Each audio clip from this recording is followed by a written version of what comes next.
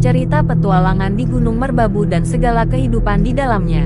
Seorang pengguna akun Twitter bernama @wahyuarianten_bawah alias Wahyu menceritakan kisah horor petualangannya di Gunung Merbabu lewat thread di Twitter. Di tahun 2016 Wahyu dan temannya yang bernama Hendra pergi ke Gunung Merbabu. Namun ia berencana melewati jalur yang sudah belasan tahun ditutup dan baru dibuka, yaitu jalur Suwanting yang terletak di Kabupaten Magelang. Namun sebelum keberangkatan Wahyu mendengar dari temannya kalau jalur Suwanting adalah jalur angker, tepatnya di Lembah Manding. Saat di perjalanan menuju Merbabu, Wahyu dan Hendra sempat menabrak kucing hingga tewas. Mereka pun langsung menguburkan kucing tersebut. Setelah menguburkan kucing tersebut, mereka pun melanjutkan perjalanannya. Namun saat di perjalanan Hendra, tiba-tiba saja Hendra rem mendadak karena melihat sosok kakek-kakek yang tiba-tiba melintas di depannya. Wahyu dan Hendra pun sampai di pos tepat jam 1 siang untuk beristirahat sejenak di sana. Mereka pun bersiap-siap serta mengurus simaksi. Saat tengah mengurus simaksi, ternyata ada petugas yang berpesan untuk berhati-hati saat sampai di Lembah Manding. Mereka pun berjalan hingga sampai bertemu dengan hutan rimba yang dikelilingi banyak pohon pinus. Saat mereka mencoba beristirahat di tempat tersebut, mereka tiba-tiba mencium bau busuk. Mereka pun kaget saat muncul sosok berwarna putih yang ternyata adalah pocong.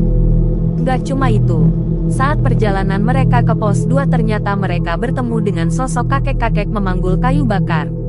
Namun saat disapa, kakek tersebut tak berucap sedikit pun. Ternyata sosok tersebut adalah kakek yang ditemui Hendra saat di perjalanan sebelumnya. Saat hari sudah gelap, mereka tetap melanjutkan perjalanan mereka menuju Lembah Manding.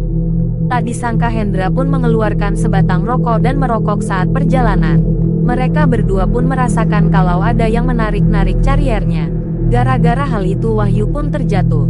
Namun saat Hendra berusaha menolongnya, ternyata Hendra melihat ada sosok lelaki tua yang menarik kaki Wahyu. Mereka pun baru menyadari kalau ini adalah malam purnama. Tepat pukul 8 malam mereka pun sampai di Lembah Manding. Hendra pun langsung azan sebelum melanjutkan perjalanannya dan selalu berdoa.